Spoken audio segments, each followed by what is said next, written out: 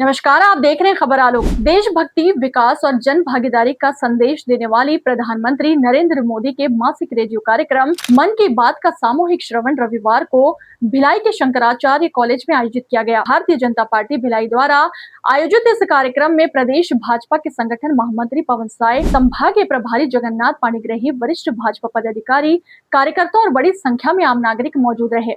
कार्यक्रम के दौरान प्रधानमंत्री नरेंद्र मोदी ने सबसे पहले कारगिल विजय दिवस के अवसर पर देश के अमर शहीदों को श्रद्धांजलि अर्पित करते हुए भारतीय सेना के अदम्य साहस, शौर्य और बलिदान को नमन किया। उन्होंने कहा कि कारगिल के वीरों का पराक्रम हर भारतीय के लिए प्रेरणा का स्रोत है और देश की एकता, अखंडता तथा सुरक्षा के प्रति समर्पण का प्रतीक है। प्रधानमंत्री ने अपने संबोधन में आत्मनिर्भर भारत के संकल्प को और मजबूत करने पर जोर देते हुए स्वदेशी रक्षा तकनीक, नवाचार और भारतीय उत्पादों को बढ़ावा देने की आवश्यकता बताई। उन्होंने जल संरक्षण को समय की सबसे बड़ी जरूरत बताते हुए कैच द रेन अभियान और एक पेड़ मां के नाम अभियान में अधिक से अधिक लोगों की भागीदारी का आह्वान किया। आपको बता दें, प्रधानमंत्री नरेंद्र मोदी ने अपने संबोधन में छत्तीसगढ़ के कोरबा जिले का विशेष उल्लेख करते हुए अमृत सरोवर योजना के तहत तालाबों के संरक्षण और जल संवर्धन के प्रयासों की सराहना की। उन्होंने कहा कि ऐसे प्रयास पूरे देश के लिए प्रेरणा है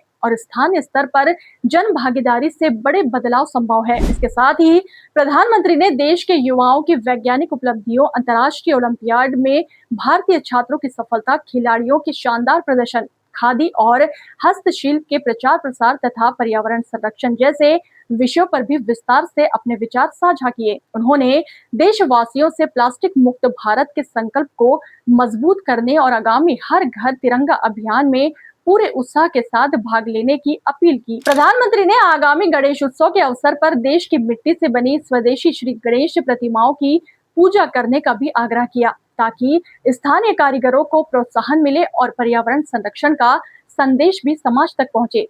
कार्यक्रम के बाद प्रदेश कार्य समिति सदस्य कन्हैया सोनी ने कहा कि प्रधानमंत्री का मन की बात कार्यक्रम केवल संवाद नहीं बल्कि देश के उन गुमनाम नायकों को सम्मान देने का मंच है जो छोटे छोटे क्षेत्रों में रहकर समाज और राष्ट्र के लिए प्रेरणादायी कार्य कर रहे हैं। आगे उन्होंने कहा कि विकसित भारत के निर्माण में समाज के हर वर्ग की भागीदारी आवश्यक है और मन की बात इसी जन भागीदारी की भावना को लगातार मजबूत कर रहा है। भिलाई में आयोजित इस सामूहिक श्रवण कार्यक्रम में उपस्थित लोगों ने प्रधानमंत्री के संदेश को राष्ट्र निर्माण की दिशा में प्रेरणादायक बताते हुए जल संरक्षण, पर्यावरण सुरक्षा, स्वदेशी